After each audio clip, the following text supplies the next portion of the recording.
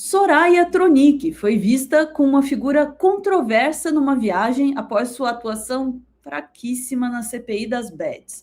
O que será que aconteceu com a senadora da República, hein? Vamos falar sobre isso com o Pedro Zambarda agora no Plantão do Meteoro. Bora lá.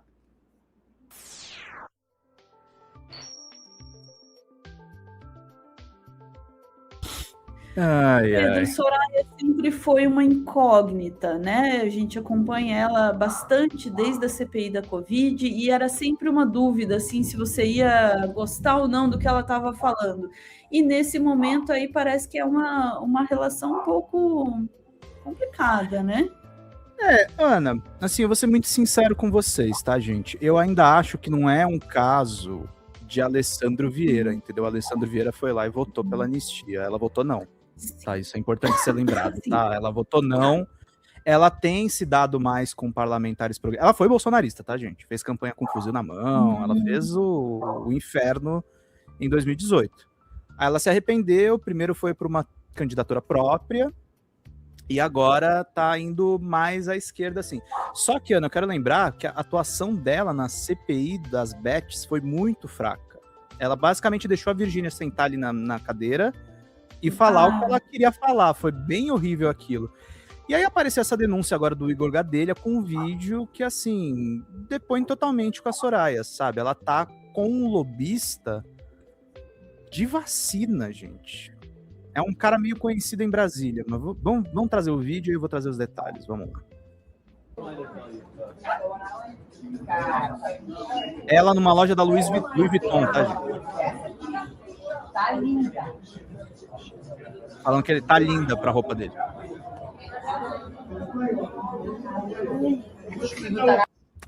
Então, Ana, é isso que tem. É ela com o lobista no provador de uma loja de luxo. Aí vamos para a matéria para a gente trazer os detalhes. Mais uma vez, aquela coisa de não ficar só no vídeo vazado, de ir atrás de mais informações, né? Aí o Igor Gadelha traz isso aqui. Senadora faz compras em loja de luxo nos Estados Unidos com lobista enrolado.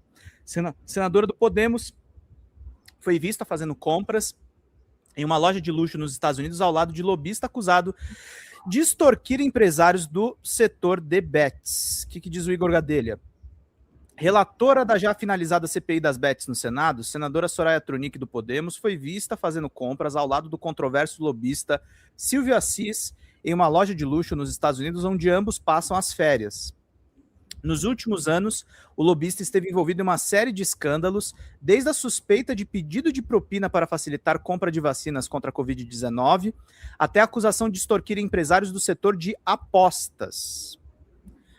Na última sexta-feira, dia 26, Soraya e Silvio Assis foram flagrados fazendo compras na loja da grife francesa Louis Vuitton, no The Mall at Millenia, um dos principais shoppings de luxo de Orlando, no estado da Flórida.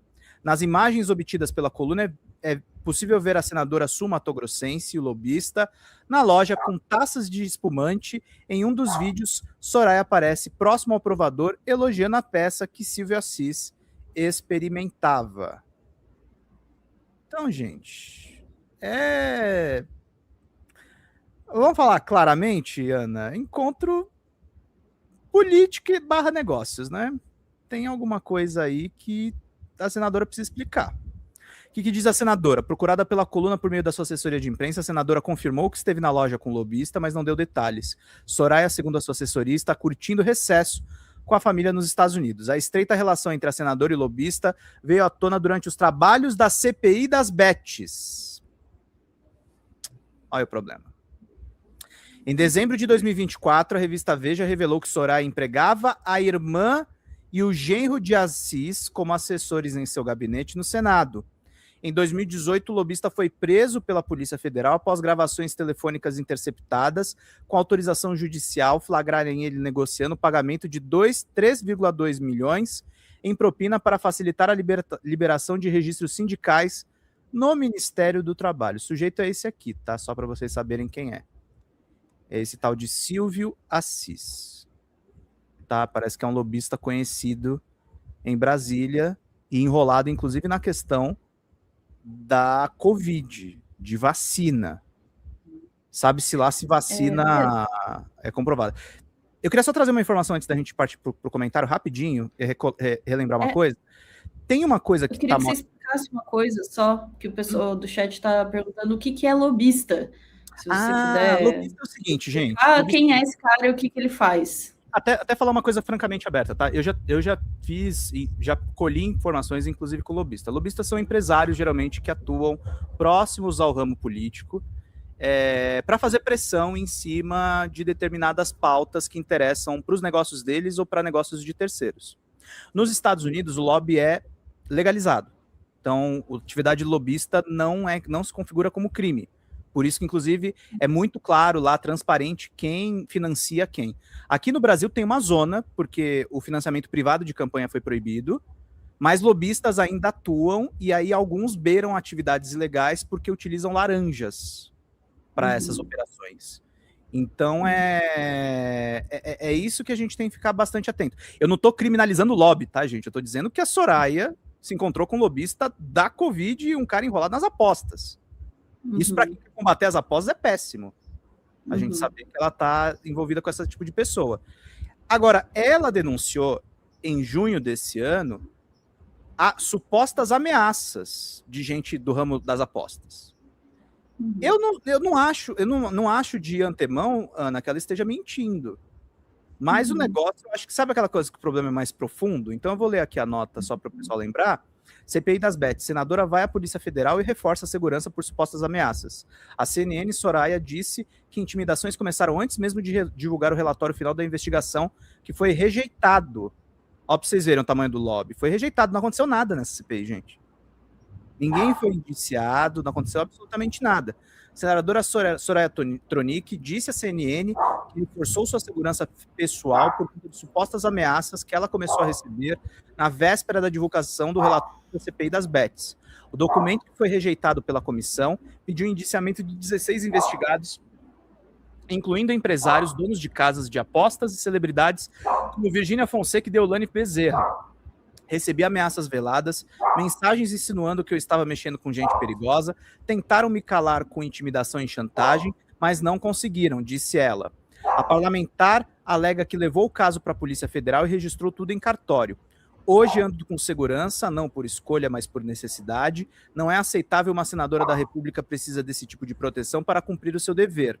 Ainda segundo a senadora, a CPI acabou, mas o que ela revelou continua incomodando muita gente. Se acontecer comigo, com a minha família ou com a minha equipe, eu sei exatamente de onde veio essas ameaças. E aí, Ana, só o relatório da CPI das Bets foi rejeitado por 4 votos a 3, votaram contra o relatório os senadores Ângelo Coronel, Eduardo Gomes, Efraim Filho e professora Dorinha Seabra votaram a favor. A relatora e os senadores Eduardo Girão e Alessandro Vieira. Então, para vocês verem como é que a porca torce o rabo. Até o Alessandro Vieira, que votou por anistia, ficou do lado da Soraya nessa CPI. Essa história está bem mal contada, está faltando explicações. Inclusive, senadora, seu assessor tem meu celular, se a senhora quer dar o seu lado da história com exclusividade para a gente, ou sem exclusividade, a gente gostaria muito de te ouvir. E, enfim, Ana, é uma história hiper mal explicada que, infelizmente, encerra o ano da Soraya Tronic. Eu falo sinceramente lamentando mesmo, porque ela é um quadro importante ainda para o nosso campo, mesmo não sendo de esquerda. Eu retorno para o comentário com o qual eu abri esse vídeo, né? A Soraya, ela tem uma atuação muito peculiar, assim, né? Ela tem, claro, um histórico, né, de bolsonarismo, mas ela fez uma guinada, assim, né, fez um arco narrativo assim, muito interessante, mas sempre com essas ressalvas, assim, né? Que eu acho que são ressalvas também, na maior parte dos casos, né? Antes de comentar esse caso específico, são ressalvas até razoavelmente saudáveis para alguém com quem a gente dialoga, mas que não está exatamente no mesmo lugar político que nós estamos. Dentro de uma democracia, dentro né, de um processo democrático saudável, esses pontos de discordância são absolutamente normais, esperados até, né? Neste caso aqui, já começa a ficar uma coisa que não é tanto do campo da discordância, porque aí toca nessa questão do lobby, né? Que, como o Pedro bem apontou ali, nos Estados Unidos é uma coisa que se faz às claras, não estou defendendo que se faça às claras aqui, não, tá?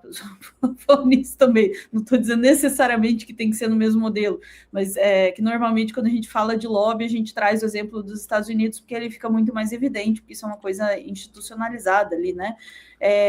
E aqui é basicamente um jogo de influência e pressão, né, que acontece entre empresários e a política.